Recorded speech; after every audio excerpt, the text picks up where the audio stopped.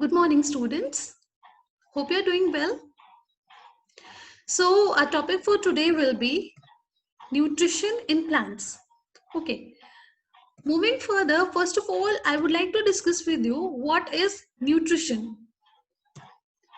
It is a process of obtaining and utilizing food by a living organism. That is, that when a living organism takes its food and utilizes it for drawing the energy to do the work, that whole process is called as nutrition. Now, there are basically two modes of nutrition. One is autotrophic and another one is heterotrophic nutrition. Just let's see the examples of them.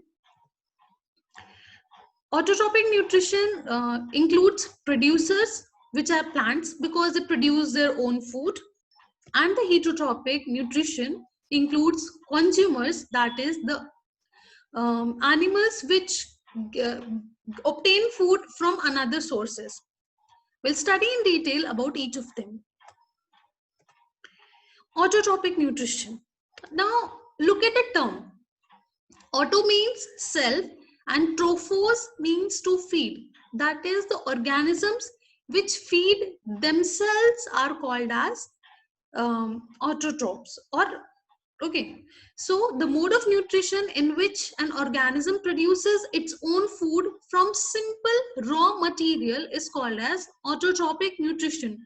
That is, when an organism just takes up simple raw organic material which is present in the environment and synthesizes food out of it. Okay, that is called as autotrophic nutrition. And because plants do it, that is why they are called as autotrophs, and they are also called as producers. Now we'll talk about heterotrophic nutrition. Look at the term. Hetero means another and trophos means to feed. So the organisms which depend on another organisms for feeding themselves are called as heterotrophs, and that kind of nutrition is called as heterotrophic nutrition. Let's study the mode of nutrition in which the organism cannot synthesize their own food. Sorry, the spelling of own is wrong. It should be OWN. In spite of that, it's written ON. To synthesize their own food and have to depend on another organisms for food is called as heterotrophic nutrition. That is, when the organism, basically like us, taking the example of us as human being, we cook food in the kitchen, but we cannot synthesize food. Okay, we depend on another organism, be it plant or another animal, for our fooding habits to fulfill our nutrition. That is why we are called as heterotrophs, and that kind of nutrition is called as heterotrophic nutrition. Leaving heterotrophic nutrition aside for a while, we'll first talk about autotrophic mode of nutrition that occurs in plants. Mostly plants are autotrophic in nature. That is why I'm saying mostly plants, because not all plants are green in color. Not all plants perform this process of photosynthesis. That is why mostly plants are autotrophic in nature, but not all. The plants that prepare their own food are called as autotrophs. That is, the process is called as photosynthesis, and the plants which prepare their own food by the means of photosynthesis, they're called as autotrophs. They make complex organic molecules using simple substances from their surrounding. What they do, the plants, they take up certain simple substances like air, the carbon dioxide from the air and water and sunlight, and then they produce sugar, which is a complex molecule. So taking certain simple substances from the surrounding, they make a complex molecule. Okay, autotrophs are the ultimate source of food for heterotrophic organism. Now autotrophs means what? Plants, green plants, which do the process of photosynthesis. Why they are the ultimate source? Because see, even if I am a non-vegetarian, I suppose I'm taking the example of a lion. Okay, lion is a carnivore animal. which eats only the flesh. But the flesh, the animal which that lion is eating depends on, maybe depends on the plant diet. It could be the herbivore, like a deer. It's an herbivore. It's a herbivore. So uh, eventually it started from the plant. The grass or the plant will be eaten by a deer, and then that deer will be eaten by the lion. So ultimate source will be the plant. So eventually the ultimate source of food for heterotrophic organisms is plant. Okay. Autotrophs are also considered as producers because they produce food. Okay. Now we'll talk about why they're called as producers. What do they do for producing the food and how do they do it? They perform a process called photosynthesis. Now let's look at the term. Photo means light and synthesis mean to prepare. So if something is prepared in the presence of light, that process is called as photosynthesis. Let's study in detail. It is a process by which green plants prepare their own food using carbon dioxide and water in the presence of sunlight and chlorophyll.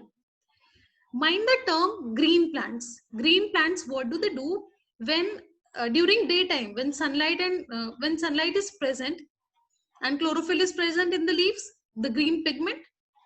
So during the presence of sunlight and chlorophyll, they obtain water from the roots, which is present underground, and they obtain carbon dioxide from the surrounding areas, and they prepare food, their own food, and that process is called as photosynthesis. Now we'll talk about it in chemical equations. That is 6CO2 plus 6H2O. There's an arrow, and chlorophyll and sunlight is written above and below the arrow. And the products are C6H12O6 plus 6CO2. Now, what they're doing, they're taking 6 molecules of carbon dioxide, they're taking 6 molecules of water, as we talked, they take carbon dioxide and water in the presence of chlorophyll and sunlight. Chlorophyll and sunlight, what they are basically acting as catalyst. In the presence of chlorophyll and catalyst, what do? They produce one molecule of sugar or glucose, C6H12O6. Remember, if it is 6 molecules of carbon dioxide and 6 molecules of water, when they are consumed up, it produces one molecule of glucose.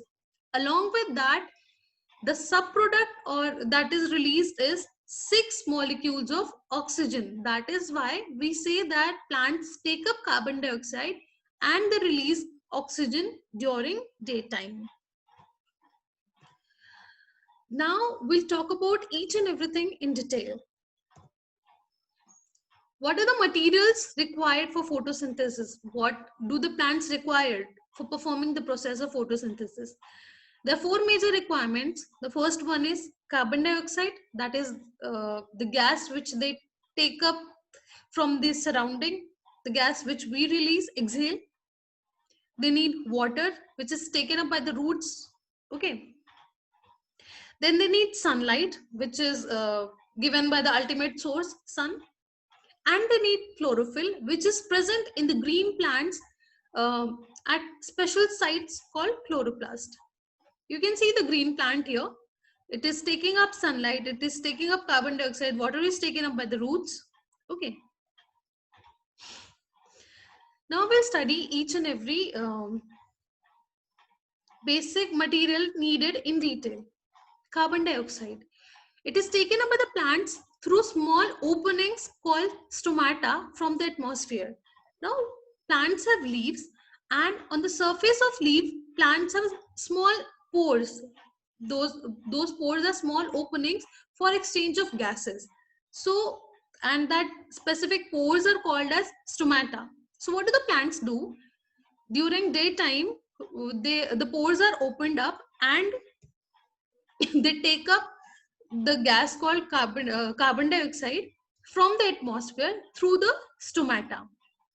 Now, stomata are bound by two bean-shaped guard cells which regulate the opening and closing of stomata. We'll study about it in the next slide. The next content is water. The next material needed for performing the process of photosynthesis is water. It is absorbed from the roots and is transported through the upper part through xylem. Now we know that water is taken up by the plants through the roots, and roots are there below, okay, below the soil. So what do they do? Roots absorb the water from the soil and it is sent up to the upper parts because the leaves are there on the upper parts, and they perform the process of photosynthesis. So the water is meant to be sent upwards.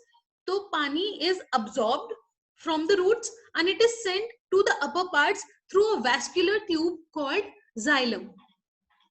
So xylem is a tube, vascular tube for transporting water from the roots to the leaves. Now, in case of lesser availability of water, the rate of photosynthesis decreases. Definitely, the rate of photosynthesis depends upon the availability of water. So, in case the lesser availability of water will be there, the photosynthesis rate will decrease.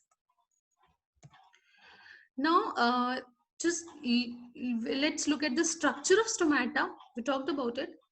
So these are what? These are two bean-shaped guard cells, and they absorb water and they become turgid. After become turgid, they open up and the pore gets opened. Through this pore, the exchange of gases, that is carbon dioxide and oxygen, is taken place. And you can see here when the stomata is in closed position, when the stoma is in closed position, the guard cells, they stick to each other, they're very close to each other, and there's no pore present in between for the exchange of gases. So basically this is the condition that happens during night, and this is a condition that occurs basically during daytime when the process of photosynthesis is going on. Now, the yet another necessity for the process of photosynthesis is sunlight. What do the plants do? They trap the sunlight from the sun, obviously, and convert it into chemical energy by the process of photosynthesis. They trap the sunlight and they convert it into chemical energy called glucose by the process of photosynthesis. Now, definitely, if there will be no light, the plants will not be able to carry out the process of photosynthesis. I've told you we need four major things. We need water, we need sunlight, we need chlorophyll, and we need carbon dioxide. So if out of these four materials, if anyone will not be present, the rate of photosynthesis will definitely get affected, because these four are the major things that are needed for the process of photosynthesis to be carried on. Now we'll talk about chlorophyll. Leaves contain chloroplasts, the actual site for photosynthesis. Now, chloroplasts are the special sites where this green pigment called chlorophyll is present, and at this specific site, the process of photosynthesis takes place. Chloroplasts contain green pigment called chlorophyll, which traps the light energy from the sun. What does the chlorophyll do? It does the work of trapping the sunlight for performing the process of photosynthesis. Now, green color in the leaves is due to the color of chlorophyll. The green color we can see in the leaves is because of the chlorophyll present in them. Now, when we have talked about the requirements for process of photosynthesis, we'll see what are the products that are formed during the process. Okay, the first and the primary product that is formed is glucose. I told you the formula. Formula is C6H12O6. It is the primary product of photosynthesis. Now, excess of glucose is stored in leaves as starch. Now, in the equation, we also saw that oxygen is also, 6 molecules of oxygen is also released. The 6 molecules of oxygen are also released during the process. So, glucose being the primary product, oxygen is a byproduct or the secondary product that is formed during the process of photosynthesis, which is released out through the stomata. Oxygen is released through stomata and is used by the plants and another living organisms for photosynthesis. Now, what do the plants do? Obviously, the plants, we know that during daytime when they're performing the process of photosynthesis, they're taking in carbon dioxide and they're releasing oxygen. But at night, when they're not performing the process of photosynthesis, they respire in the same way as we do. They take in oxygen and they release carbon dioxide. So the oxygen released during the process of photosynthesis is used for various purposes. It is used for our inhalation, our respiration purposes. Also, the plants, they also take it up. Now here you can see here the whole process of photosynthesis that is summarized.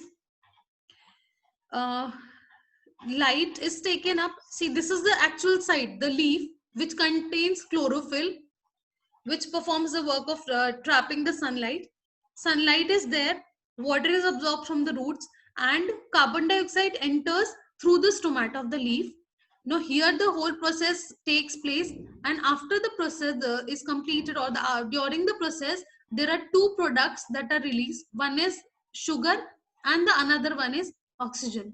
Sugar is what? It is the primary product that is released, which is converted into starch and stored basically in other parts of the plant. Okay. And starch is a carbohydrate which turns iodine dark blue black in color. Okay. And now oxygen, this is the byproduct or the secondary product that is released, and it is released out through stomata, which is given off to the air, and it is used for our respiration purposes of another organisms or for different other purposes. Okay, so this was all about today's topic. The producers, we talked about autotropic and heterotropic nutrition. We talked about producers, we talked about plants, we talked about how the process of photosynthesis takes place, what are the materials required for the process of photosynthesis, what are the products formed during the process of photosynthesis, and how and where does this process takes place. So this was all about it. Thank you.